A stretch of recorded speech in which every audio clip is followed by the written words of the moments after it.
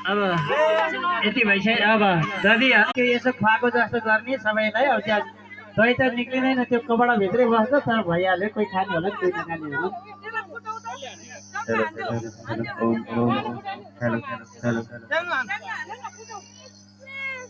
माथि यसो पुग्नुका नलगाउनु न अरू बच्चाहरू तल हुन्छ न भइहाल्छ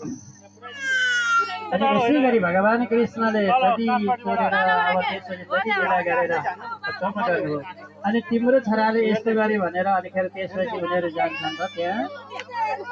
अब भगवान् कृष्ण के गर्नुहुन्छ स्वरूप अर्कै छ त्यसरी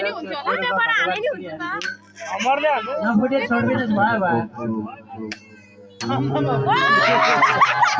खाने